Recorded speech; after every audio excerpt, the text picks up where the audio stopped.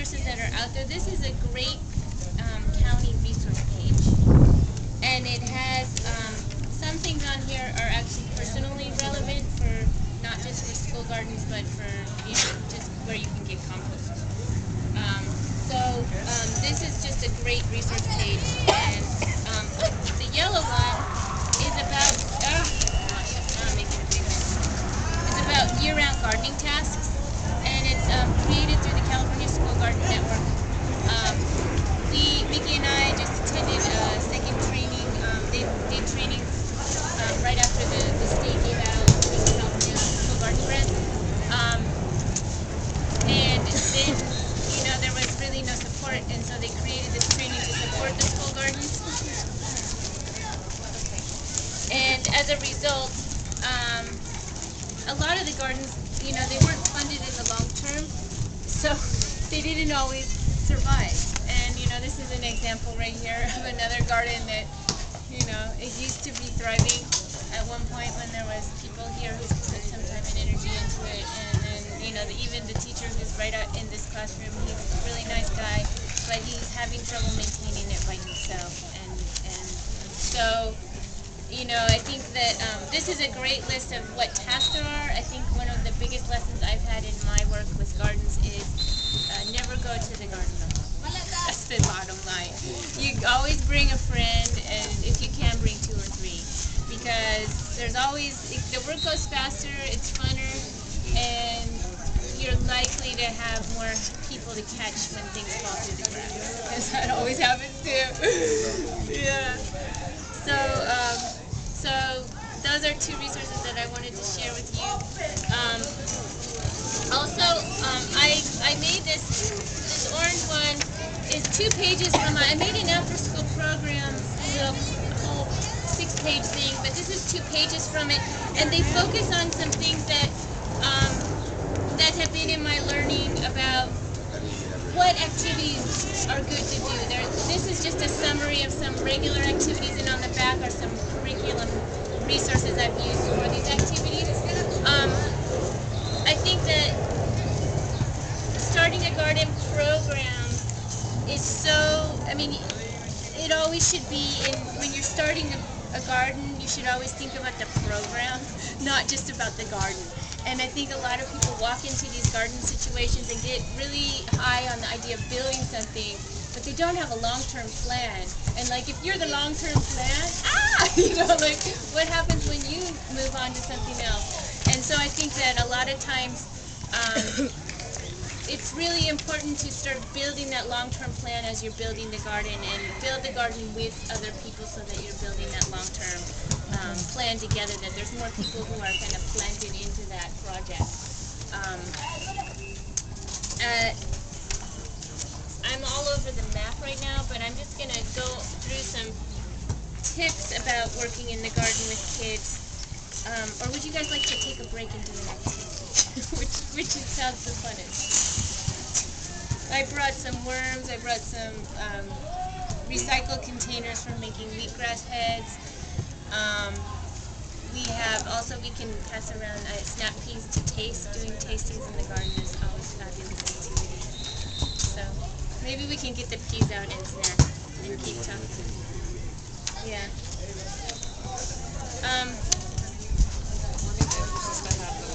Yeah, I guess I'll get this official stuff out of the way. So,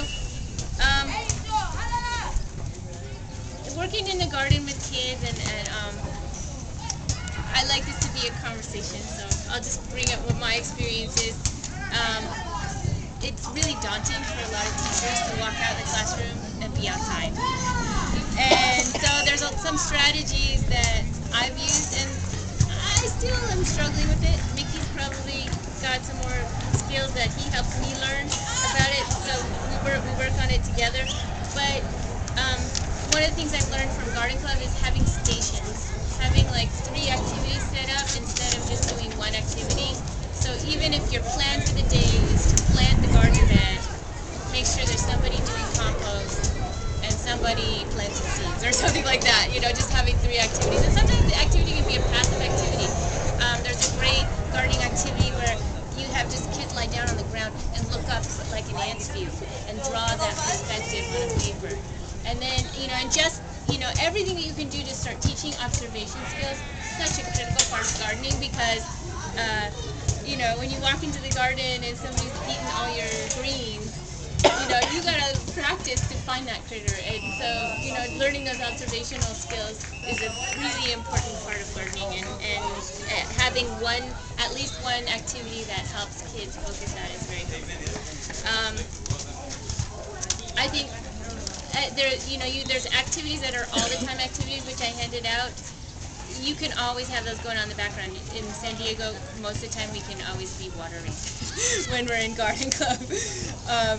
And we can always be composting because the soil needs it. So those are 2 every time activities. Just think about including them, and then the garden will often tell you what it needs. Like right now, one of my favorite activities that I do in garden club, or any time that I think it needs it, is I say, Pablo, find me 10 leaves. And then you're teaching them observation. They have to match the leaves of this plant to the other plants, and then they're pulling out something that you want them to pull out instead of something that you're trying to cultivate. And it's a treasure hunt game. So that's really good. What was it? So you pull a weed, that you know the weed, and you say, Lauren, find me 5 leaves.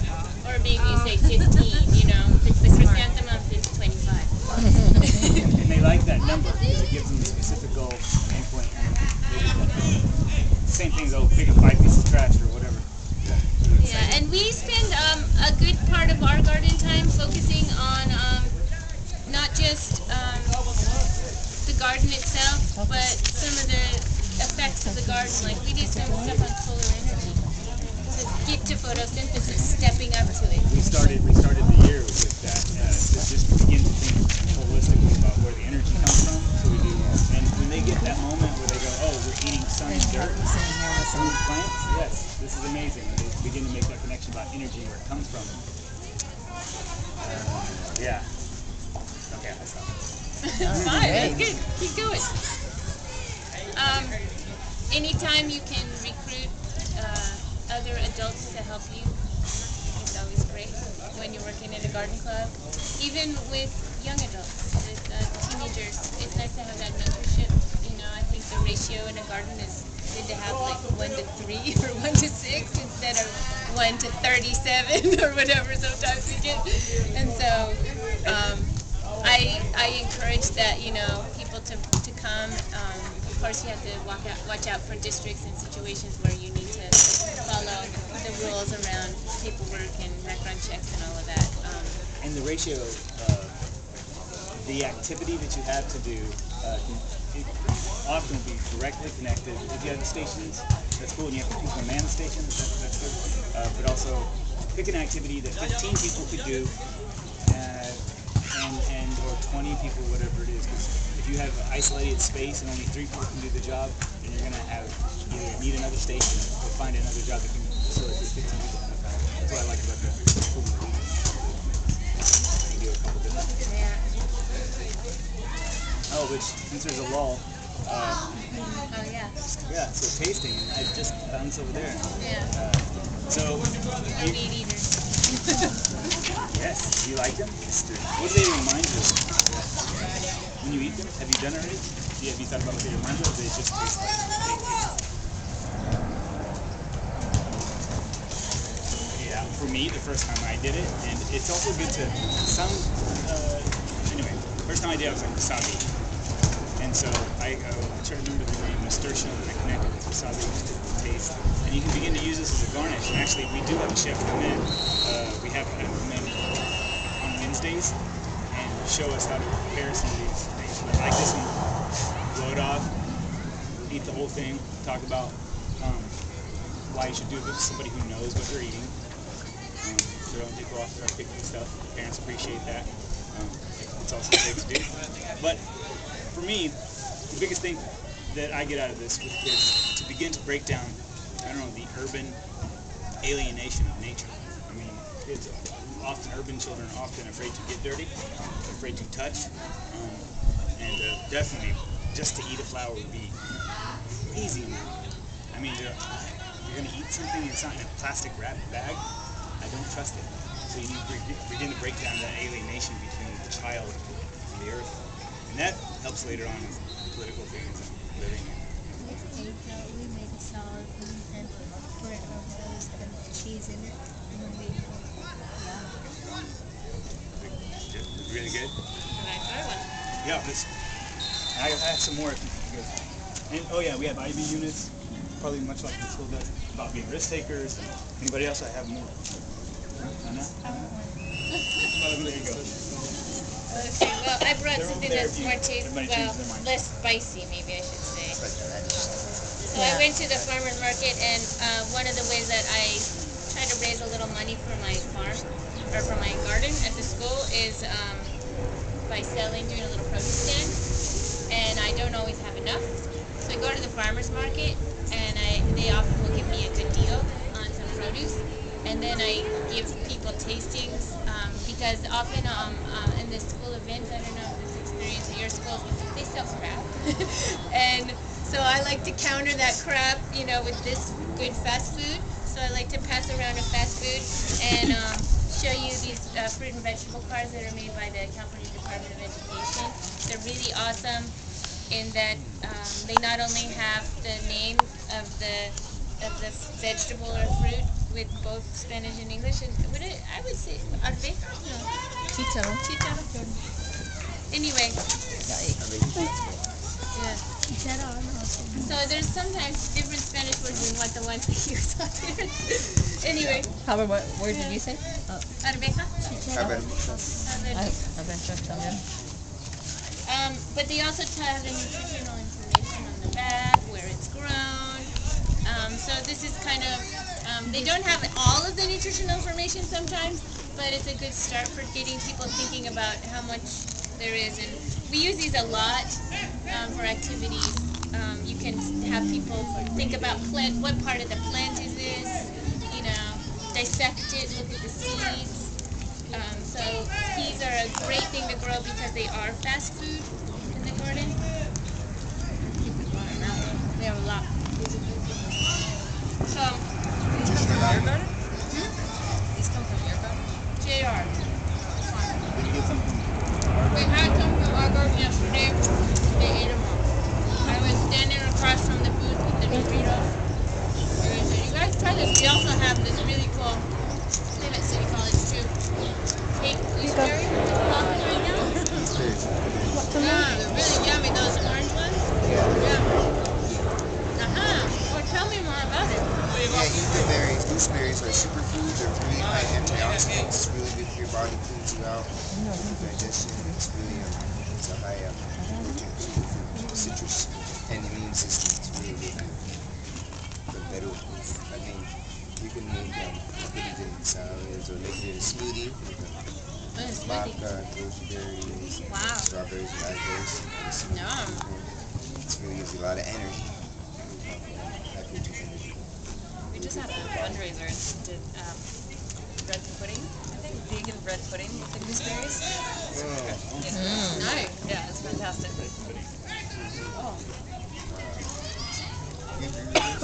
We have some. Yeah, if you want to get some to plant at Bernie. And they also have it at City College. I tried propagating from a cutting. That's another thing. I mean, don't spend money on plants or anything if you don't have to, because a lot of things you can propagate sunflower seeds from the bulk bin, the raw sunflower seeds, or you can propagate beans from, aduki beans. Just get the beans. Plant them. You don't have to buy a seed company package for $8 or whatever it is now. It's like some of this stuff is really cheap, and then once people know that you're doing this, a lot of places will give to school gardens, and so don't use that thread to get stuff, and the plant they have today to share with you, they start flowing at you. Well, try your local geography first. Like the businesses right around you is a good place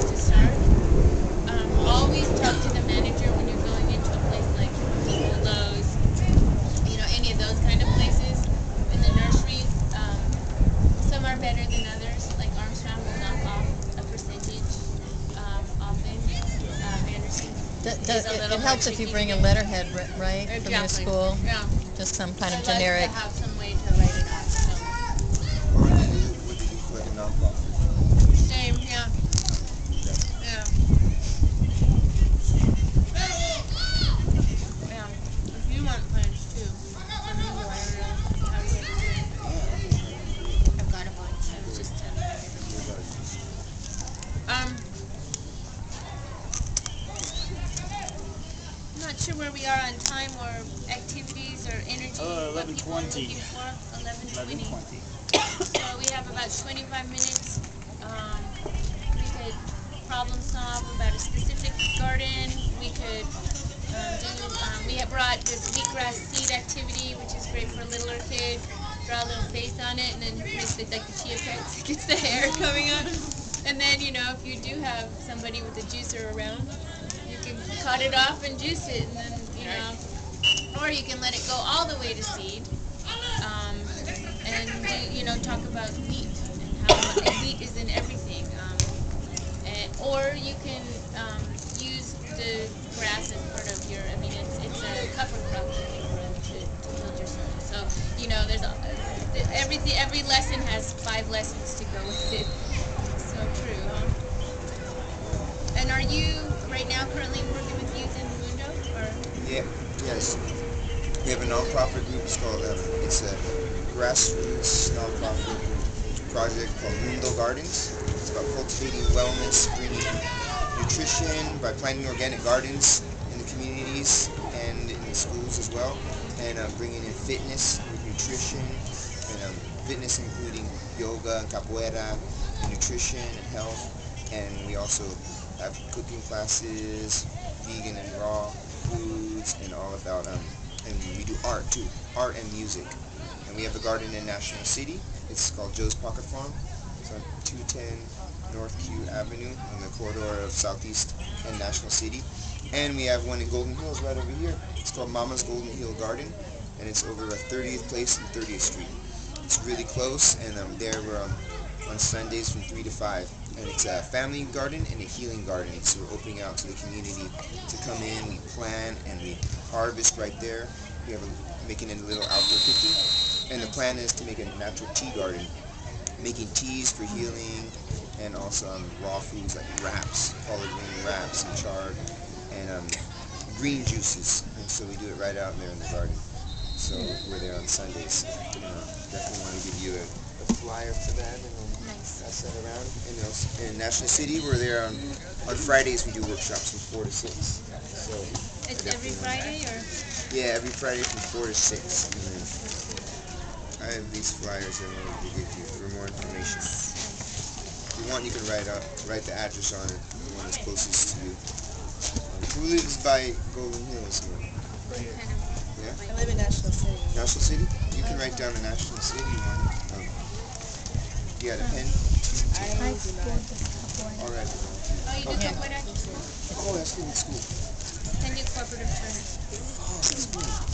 So for whoever wants to do the National City Garden, the address, it's called Joe's Pocket Farm. It's 210 North Q Avenue, National City, California 91950. So it's North Q, is the letter Q. Yeah, that's me. I'm an artist. The artist and the director. The director is Janice Luna. And we're there in National City. It's growing and flourishing. We got a grant from Healthy Works, Health and Human Services, for $5,000 and all fruits and vegetables and tools. And with all of that, we did a huge farm festival. We did first, and now it's ongoing. We got a lot of tropical fruits and vegetables.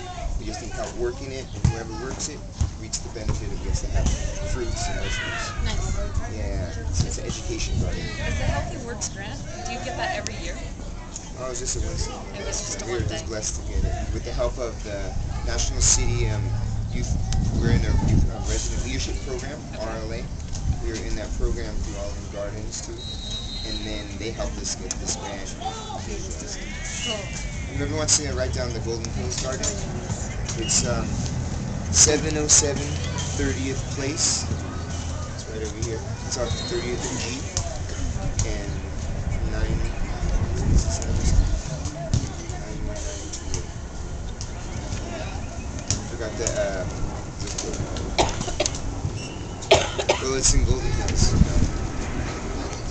92102, yeah. 92102. 707 30th Place, and there's a mural on the outside corner. You'll see it, hummingbirds and like sunflowers. It's all beautiful art. And you walk in, and there's vegetables, herbs, and fruits, and superfruits from goji berries, chirimoya. Nice. So it's really nice. And what was the time on Sundays?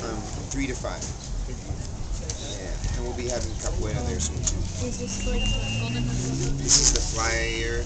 It has the information: cultivating wellness, nutrition, culture, fitness. And Janice Luna Reynoso, she's my partner and director of Mundo Gardens. She delegates everything that goes on, and I'm the one in the field recruiting and bringing youth together. And I'm the artist doing the art, hands-on work in the garden. So you can contact me anytime you want to come through.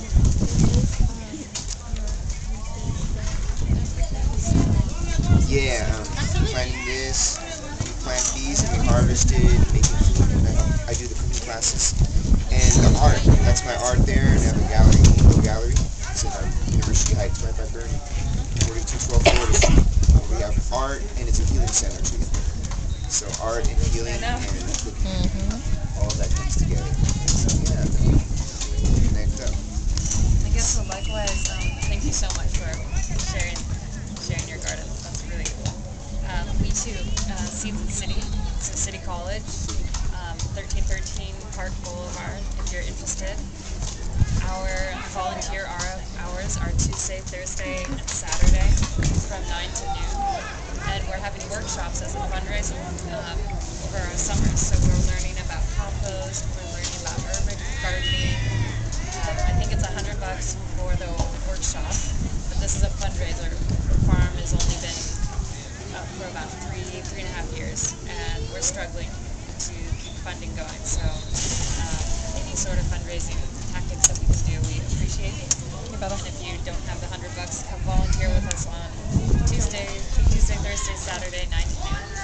Tuesday, Thursday, Saturday, 9 to noon. Yeah. And would you please sign up on my list, Mundo Gardens, if you're interested, and I can contact you. I didn't even have your number. Oh my gosh. Okay.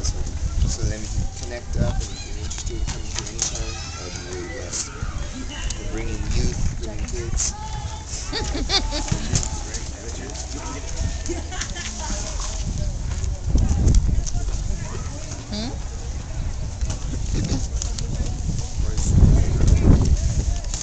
This one you could just take a look at. This is our mission statement. Mundo Gardens, we bring art, music, culture to the garden, educating community on how to cultivate healthy, creative life. We are artists and we're role models, very special in our program. And we bring a treasure of talents and music, sharing with the youth in an organic atmosphere. And encouraging families to learn more about growing healthy foods, connecting nature, cultural roots, what we teach and celebrate in Mundo Gardens. Come soon. You can take a look at this passage around. And yeah, that's the works that we do. Invite you all to take part in it. I have a couple questions about where you're at with your program at Mission Bay. So you said you built containers. Are they on We use stones. So we just have about 6 inches maybe. We're gonna fill with compost. And do you have an irrigation system or We don't, but we have a hose in the back. a hose in the back? And so are you planning on doing planting now before summer starts? Or Yeah, are you I'm hoping to. And then what's the plan for sustaining the irrigation over the summer? I'm not too sure. There may be some teachers who are around who can help out. And that's, right now it's still in the early phases, so we're trying to figure out sustainability, what we're gonna do. Right now our biggest concern is just trying to get something started so students will have something they can see, have something tangible they can get involved with. And then hopefully with that we'll be able to get more students interested and involved. There are already about 2 or 3 teachers who are interested, but they're unsure whether they'll be there next year because of the budget thing, so trying to figure that out. How many staff do you have in your office? Are you alone with a lot of students? How it works for the high schools is that they're run in different clubs. So since they're not mandatory for high school students, they're just sort of independent and funded through the same grant. Is there a minimum enrollment for a club to proceed? So if you have just 5 kids, Yeah, they'll 5 still kids, fund the they'll fund teacher it. for the. That's great. Oh, that's interesting. That actually. And do you know that will persist next year or? But yeah, it will. They got the grant to get to next year. Awesome. So you will stay at this site. I probably won't be, but somebody will be. It's the funding, how it really works is since we have to meet a certain amount of students per day, but since some of our programs are so popular, it allows us to have other programs Okay. because even if they don't have many students, we're still matching the numbers per day. Because there's so many kids who like to do soccer, like to go to the weight room, Uh-huh. like to do cooking, so we're able to have some minor courses get funded to do that. Our goal is to try to figure out how to get more students involved, to get them excited about working in the garden. As of right now, it's been really tough. We probably get 1 or 2 out every week. What we do on Thursdays is we sell our produce, and while we sell it, we're cooking some of the greens so that students around us can try it. And that seems really popular. We have students that come to us and say, "Oh, I come just on Thursdays to try the green salad that we make." You know, you can try some sort of incentive like that. That this is homegrown, or this is grown here on the farm. Yeah. What are you doing right now as far as trying to attract students? Well, right now we had a sort of outreach event where we did a big composting event. Because right now we started composting all the cafeteria waste. Oh wow. Good job. And, That's awesome.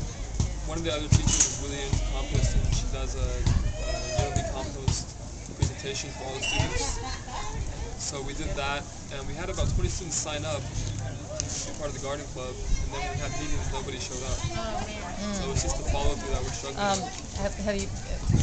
You might want to approach your science teachers and offer extra credit for students participating. Talking In. about that, and we're trying to. The thing is, right now they're doing testing. Yeah, bad So timing. it's bad timing for that. So I'm hoping that after testing dies down, next couple of weeks we'll be able to get the science teachers on board. What days do you offer that? Like, The garden? yeah. It's on Thursday. Well, do you have watering containers? We don't. Well, it's one good activity. Just especially once you get it going, each kid gets two kids get a watering container, and they love doing that. Actually watering it. I mean, it may not last that long because you have so many hands, but it gets them involved, and also I think that might be enough investment. If they do it enough, and it's just being friends and just learning a little bit, then they get very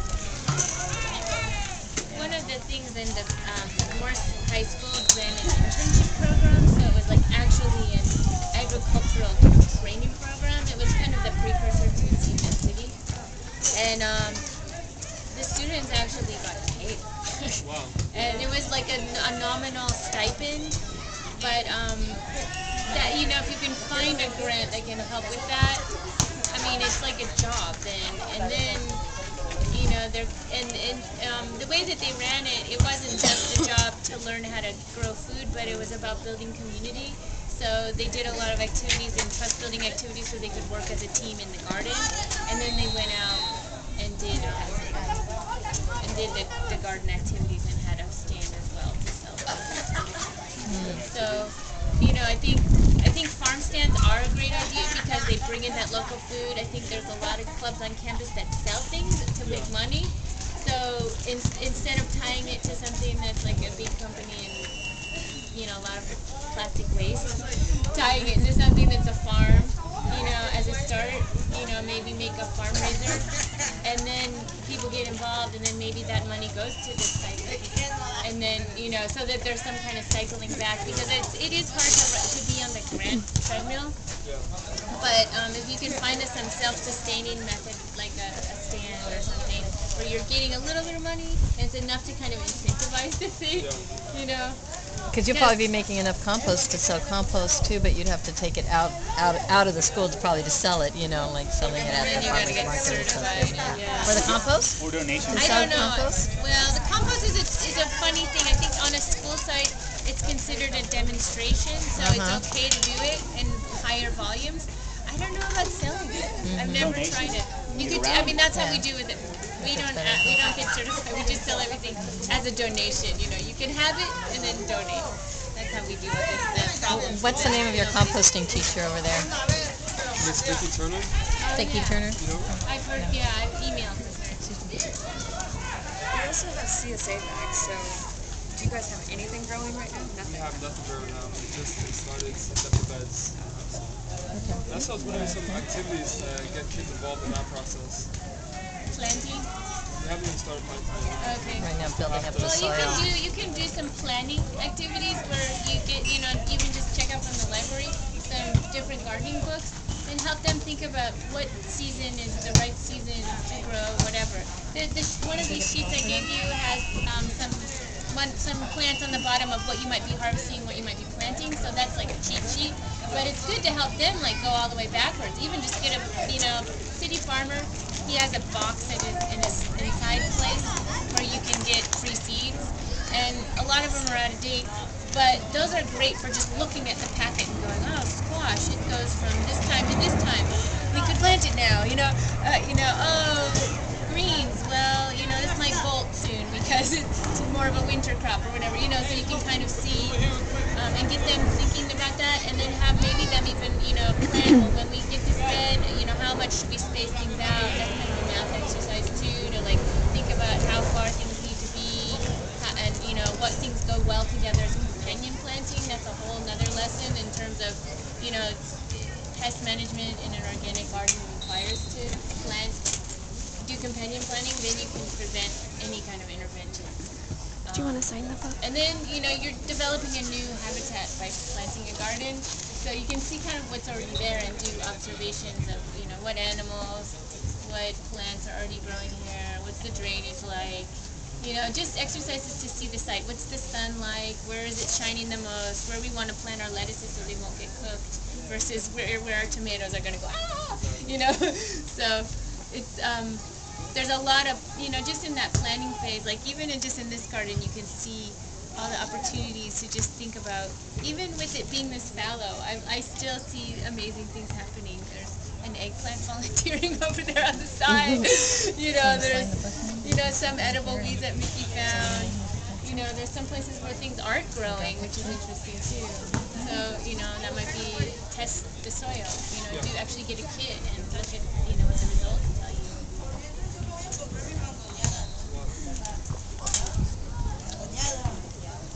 And sifting, do you have a thermometer? Compost? Oh, yeah, They that's love fun. seeing that eat. Yeah. It boggles their mind, and then you can start talking about what's going on in there. And then there's some watering with the compost a little bit. They can do that a little bit too. Looking at the critters that come into the compost. And like This 4 or 5 weeks, is whatever, then you endless can hours of entertainment right here. This is my worm bin.